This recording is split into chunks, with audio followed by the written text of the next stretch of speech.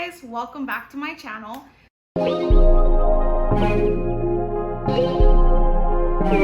So in today's video, I really wanted to do a top 10 ranking of my favorite YA series.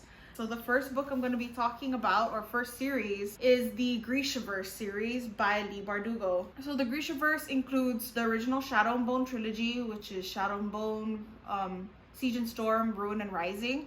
And then King of Scars follows not the same characters, but some of the side characters from that original trilogy. And this also includes the Six of Crows duology, which is somewhere up there. That includes Six of Crows and Crooked Kingdom. Yeah, those two are definitely not my favorites in the series, but I still kept the Grishaverse in here because I love the original trilogy and I love the spin-off even more, so that's kind of why I'm holding King of Scars.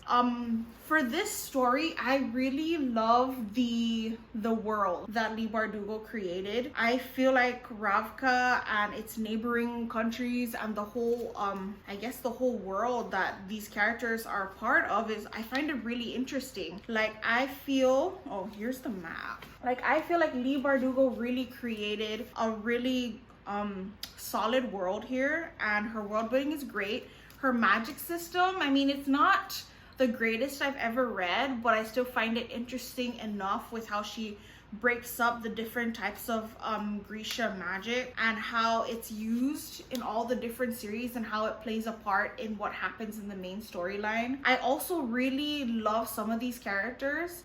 Some of my favorite YA characters of all time are actually in this series. For example, I really love Nikolai. I actually really, despite like usually I typically don't enjoy a lot of main female characters.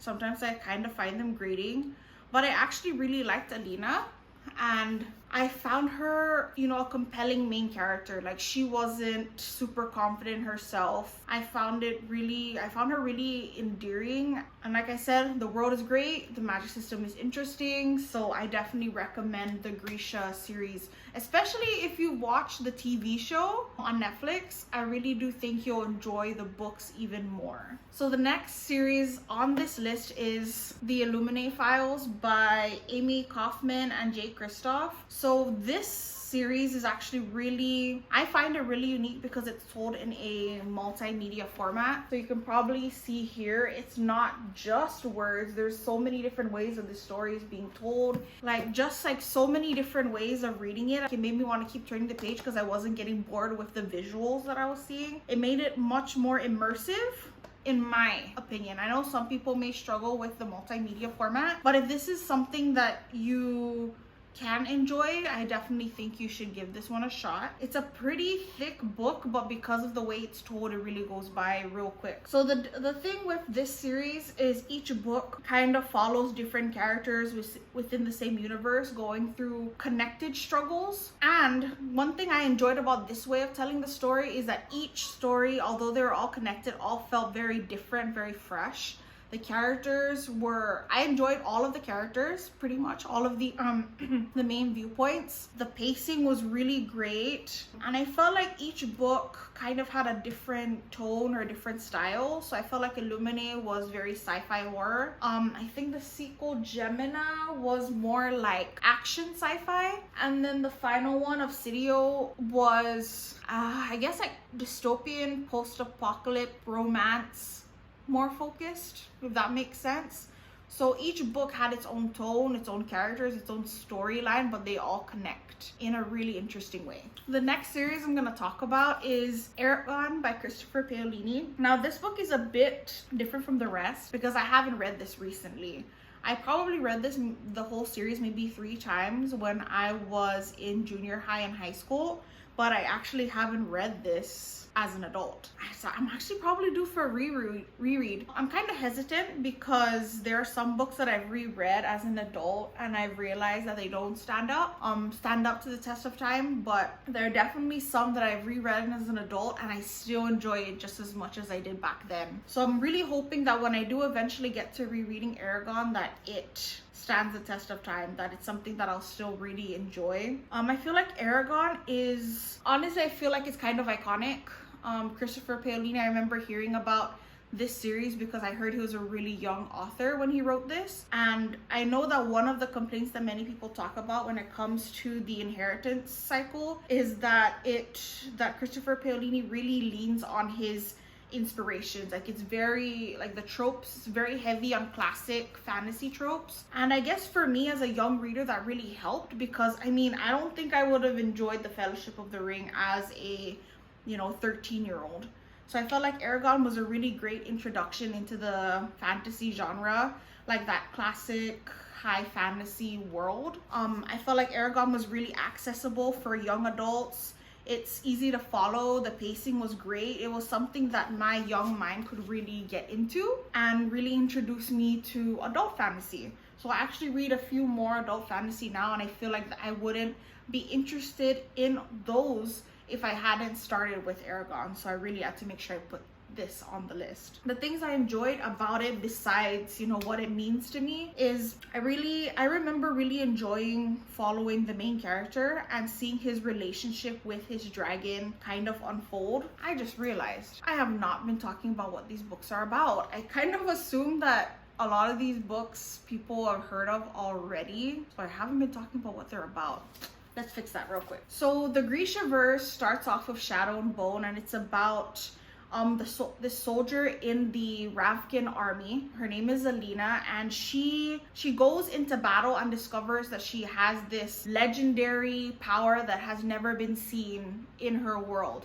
And her discovering this power kind of changes the fate of her people and everybody in her world, as she has the power to fight off these dark creatures that have come out of this dark area within their country. So after Alina discovers her powers, she gets whisked away to be trained as a Grisha, which is, I guess, this magical elite force led by her government and the Darkling, which is he's basically the leader of all the magical people within her country. So Illuminae, the first book, follows Katie and Ezra, who lived on this planet that suddenly gets attacked by this corporation who is trying to use her planet for their own nefarious reasons. Now, her and Ezra escape on this battleship and are trying to race across the galaxy to get help while they're being chased by this corporation. Now, along the way, they're just doing everything they can to survive, and something happens on their battleship that makes things even worse. Eragon follows the main character, Eragon, who discovers a dragon egg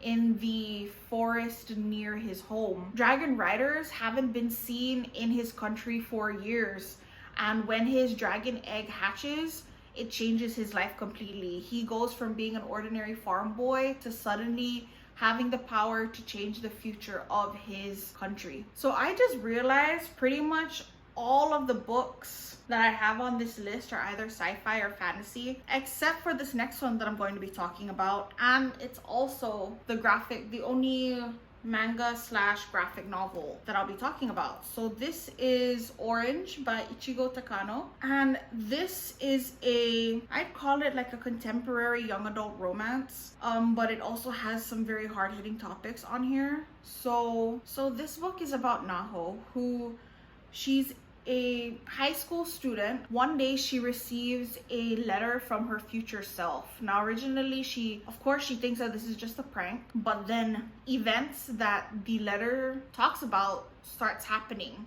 and then she realizes that maybe this letter is the real deal. And this letter tells her that she needs to save one of her classmates from a terrible future. Time is kind of running out on her. She needs to figure out what can she do to save this student and effectively change her own future. So I really enjoyed the series. Like this, some people may think that this is just a fluffy YA romance, but it actually has some very difficult, heart-wrenching content in here. Like, this book definitely made me shed a tear or two over the course of the series. And it's actually really quick because it is in a manga format. You'll fly through it really quick, and this author's art style is so, like, you really can see, like, you can really feel the character's emotions through the page. Like, that's one of the great things about this author's, like, art style, it's not just beautiful, but it also really aids in telling the story even better. I didn't find it, like, one thing that I find difficult about these kinds of stories is like thinking that it's too cheesy, but I actually found it heartwarming instead of cheesy, which is the perfect conclusion to come to when it comes to stories like this. So if this sounds like something you'd be interested in, I highly recommend reading Orange. Now the next series that I'm going to be talking about is a series that I recently got into. So this is the Skyward Series by Brandon Sanderson. Now I think this is the only YA series that I've read from him, but I've read so many of his other books, and it's kind of really no surprise that I enjoy this one as well. So Skyward follows Spencer. She's living with the only humans left in her universe who are living in underground cities, just barely trying to survive while they're simultaneously being attacked by this unknown alien force in the sky. So Spencer is known as being the daughter of a trader. Historically, like I think like 10 years in the past, her father was a very talented, famous pilot who infamously betrayed his fellow pilots during this very important battle.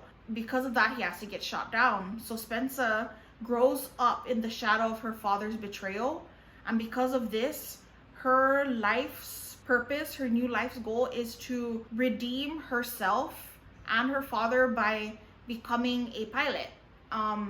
And this first book kind of shows how she goes about doing that. So I really enjoyed this story, not just for the plot, which I found really great, but also for the character development in the main character of Spencer. Like, I felt like she was a character with so many flaws and who made so many mistakes, but you really feel for her and what she's going through.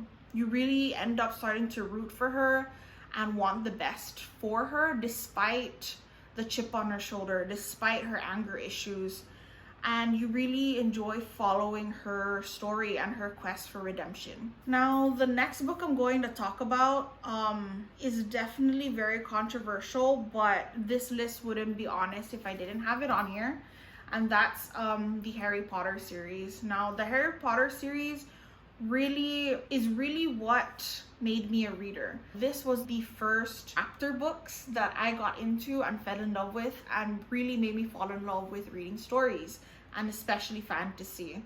Now I know that I'm not the only one. There's quite a lot of people who were shaped by reading Harry Potter as a young adult. As one of the most famous series in the world, I really feel like I don't need to talk too much about it, but I definitely had to put it on this list for what it means to me as a young adult, as a child, till now. So the next series, this book is actually part of a duology.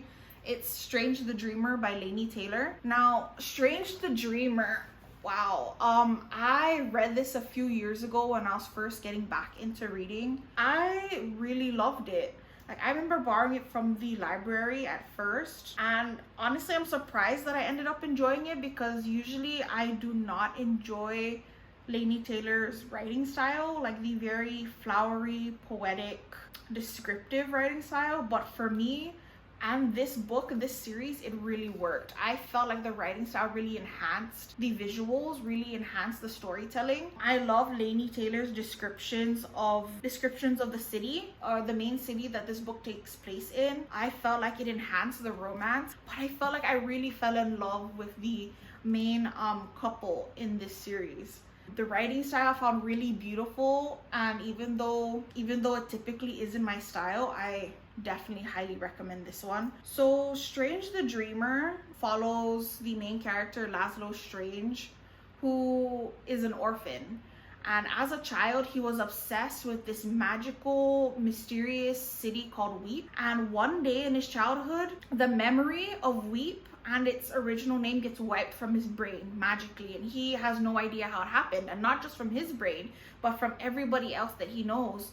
And Weep is, I guess, written off as a fictional city that nobody knows anything about. Like, they even question whether it exists. So Laszlo goes on with his life, and one day when he's an adult, people from the city of Weep show up in his city, and he sees this as an opportunity to follow his dream, to see this mystical city that he's been obsessed with for most of his life.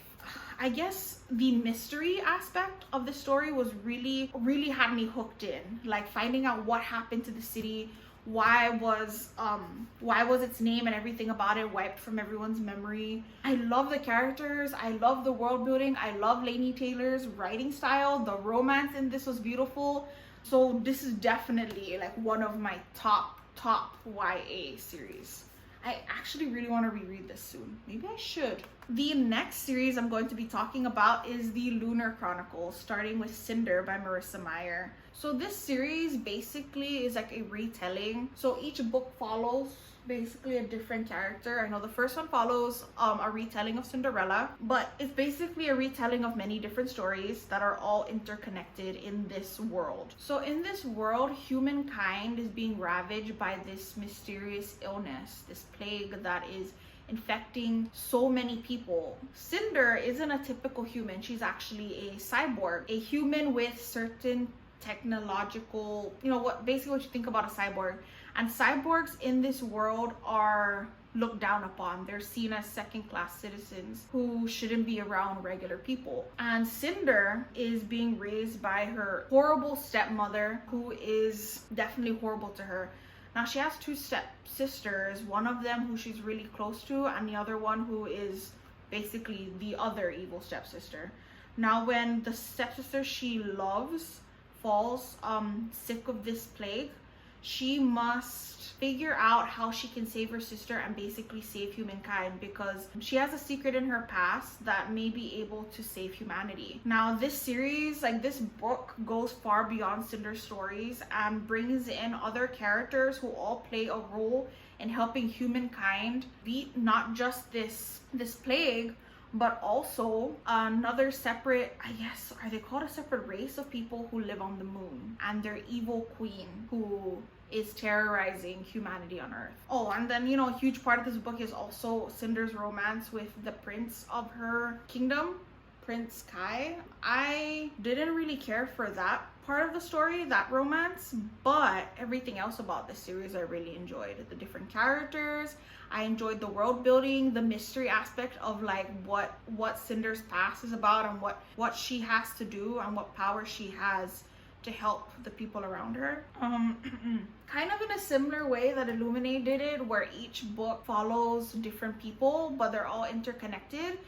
I think that's a trope that I actually really enjoy, because it keeps the story fresh enough by following different characters, but doesn't make me feel completely disconnected because they're all in the same world. And I kind of look forward to seeing how all their stories will come together. So the next series I want to talk about is a book I really enjoyed as a teenager, and one that I've recently reread and still enjoyed. That would be the Vampire Academy series by Rochelle Mead. Now this story is a paranormal romance definitely follow Rose and also her friendships and romances as she is going to school at this hidden secret vampire academy. So Rose isn't a full vampire. So in this world there are full vampires called Moroi who have some typical traits of vampires, as in they need to drink blood, they don't go out in the daylight, but they have magical elemental powers. So that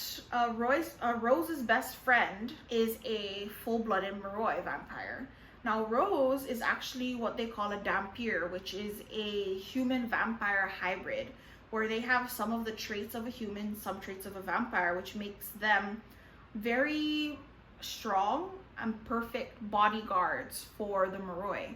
So Rose's goal is to protect her best friend, Lissa, who is vampire royalty, basically. And Rose's goal is to graduate from this academy and be good enough to be assigned as Rose's bodyguard. Now, I really enjoyed this series because it goes beyond what happens in the school. The first book definitely is very well contained, but as the series goes on, it definitely expands on the world.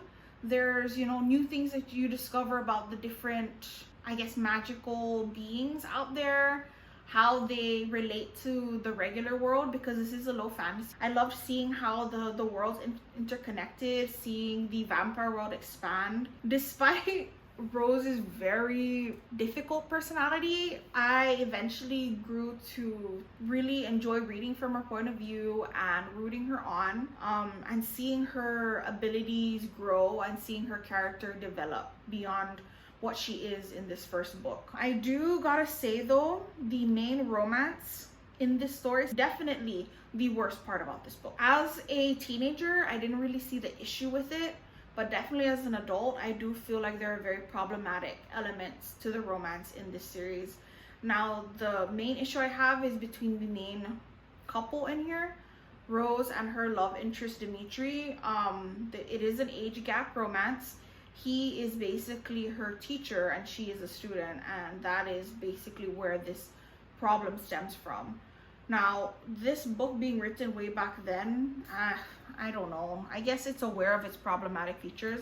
So the romance is definitely not something I enjoyed, but I definitely enjoyed Rose's relationship with other characters and the world building and I guess the thriller parts about this series. So despite that, I just wanted everybody to be aware of that problematic aspect of this book, but despite that, I do still recommend it as one of my favorite YA series. Now, before I get into my last favorite YA series for this video, I do want to talk about some honorable mentions that probably would have made it on this list if it wasn't bumped off by the rest of these books. The first one being the Avatar: The Last Airbender graphic novels.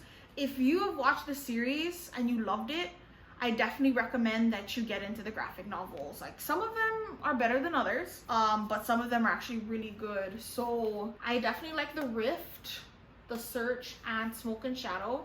So far, those are my 3 favorite ones. I've only read 6 of them so far, but I'm hoping to collect more of them and read the rest of the storylines in this series. I really love the Avatar world. For those of you that don't know what it's about, in this world, there are regular people and then there are benders who have the power to bend the 4 different elements: earth, fire, water, and air. There's one person who's always born in this world who has the power to bend all 4 elements. Now, this person is responsible for keeping the peace within the world, keeping the peace between the nations. And one day, the Avatar, which is this person, disappears, and then he reappears 100 years in the future where the world is basically at war. The Fire Nation has gone against the rest of the nations in this world and is trying to take over while the Avatar has been gone. So Aang was the Avatar from way in the past, and he awakens 100 years later and is trying to learn the other elements so that he can save the world. Now, the main storyline happens in the series, so if you want to get that storyline of how Aang, learns the elements and what happens to him in his story, you'll have to watch the series. But if you want to expand on the world, see other stories, I definitely recommend you get into the graphic novels. Another honorable mention is a book I found when I was in junior high, and I refound it as an adult, reread it, and loved it, and that is Heir Apparent by Vivian van de Velde. So the reason this is on the list, but is only an honorable mention, is because this is the only book in that series that I've read. I believe there's 2 others that are set within this trilogy. I think it's called like the Rasmussem Corporation trilogy or something, which is basically the corporation that creates virtual reality video games where people get sucked into the world. Despite not reading the other 2, I definitely still highly recommend this book, Heir Apparent. This follows our main character who goes into this video game, just to have fun, and she's really starting to enjoy the game when something goes wrong and she ends up trapped in the game. And in order for her to get out is to defeat it. And I really enjoyed following this character. I really enjoyed discovering this video game and basically this whole world within this video game along with this character. There were like puzzles she had to solve, quests she had to go on in order to defeat the game. And this is basically like a very, fun, quick, easy novel that if video games are something you enjoy, if sci-fi, virtual reality, tropes is something that you really like, then I definitely recommend this one. Another book that is in an honorable mention because of nostalgia is the Uglies series by Scott Westerfeld. Now, if you had asked me a couple months ago or a few months ago, this book would have been on my list, but I recently read it and it didn't really stand up to what I remembered it for. I kind of regret rereading it because I have a much different mindset as a reader now, but I do still think that this is a really good series for young adults. The premise of it is very interesting as a dystopian. It's basically in this world, in this city, when people turn 16, they undergo this operation that completely changes, or not completely, but severely changes their appearance and makes them pretty. Like, it fixes all your imperfections, makes you beautiful in a way that everybody will see you as being beautiful. Of course, it's not just as simple as that. There are secrets within this government that the main character discovers. So the main character, Tally, really looks forward to being pretty, but when one of her friends runs away into the wilderness, she is told by the government that she must find her friend and bring her back. Otherwise, I'm sorry, I'm kind of under the weather, so my voice has been going in and out. But they basically tell her that she has to find her friend and bring her back, or she will never be pretty. So yeah, I mean, that's why this book is an honorable mention. I still think it will be great for young readers, but not so great for me anymore, unfortunately. The last honorable mention is A Good Girl's Guide to Murder by Holly Jackson. Now, this is a very recent read. I just started this series this year, but I've been really enjoying it. The reason why it's only an honorable mention is because I've only read the first 2 books. I haven't finished the series, or I haven't caught up, so I couldn't really honestly put it on there until I finished it. But the first 2 books I really enjoyed. This book in particular, I gave 5 stars. The second book, Good Girl Bad Blood, I gave 4. Now, this book follows Pippa, who is in her senior year of high school, and for her senior project, she decides to solve a murder case that happened a few years in the past in her town. Now, this is very much like you're following Pippa around and trying to solve the mystery along with her, as she's finding clues, interviewing people, doing her research to figure out like what could have happened to these people that were murdered. I really enjoyed following her point of view. This is definitely, it's not too difficult. It's not like Agatha Christie level mystery, but I really enjoyed it for what it was as a young adult mystery. It was simple but difficult enough for me to really enjoy trying to solve the mystery along with Pippa. I enjoyed the pacing of this novel. I enjoyed finding out the clues and trying to make my guesses. If a YA mystery sounds like something you'd be into, I definitely recommend this series. And lastly, finally, that's all my honorable mentions. Now, the last book in my favorite YA series of all time is The Hunger Games by Suzanne Collins. I read this book multiple times as a teenager, and I've even reread it as an adult, and it still stands up as a really solid book. I don't like saying despite it being YA. I mean, like, even as an adult, I really enjoyed this trilogy back then until now, and I'm very glad that I took the time to reread it. I definitely think that the book series is so much better than the movies. Although I did enjoy the movies as well, I feel like the books brought on a whole nother depth to the plot and to the characters. I could probably reread this book again this year and still enjoy it. This is a dystopian YA novel. This is set way into the future, where all the people in this country are split up into districts. So there's the capital city, who basically won a war in the past that made them the ruling region in this country. And everybody else are separated into districts where they create different things to support the ecosystem, the economy of this world. Everybody that lives in the capital has a great life, but everybody outside of the capital are suffering through hunger, through abuse from their government. And every year, as a punishment for the war that was started years ago, the capital holds this competition where children are selected from each of the districts to go into this arena to fight to the death.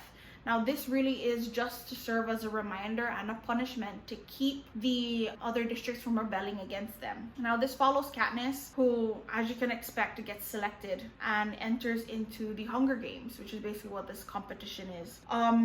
I really enjoy this book, and I feel like it still stands the test of time because of its themes. What it, like, despite it being YA, it has very important discussions on humanity, the goodness and the horrible side of people, and how, if you, I guess, the dark side of humanity, what happens when you have to decide between your own life, the life of the people you care about, and other people. It's basically kill or be killed kind of thing. I really enjoyed the plot. You know, it's very fast. It's a pretty short book. I love the characters. They're very, I guess for me, this is one of the few romances that I actually enjoyed. And with that said, this has been my top 10 YA books of all time.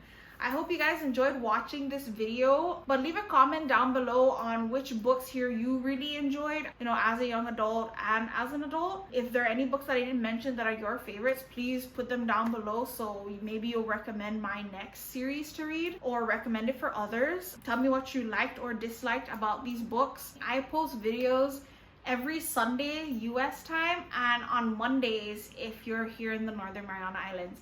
Thank you guys so much for watching my video, and I will see you in the next one. Bye!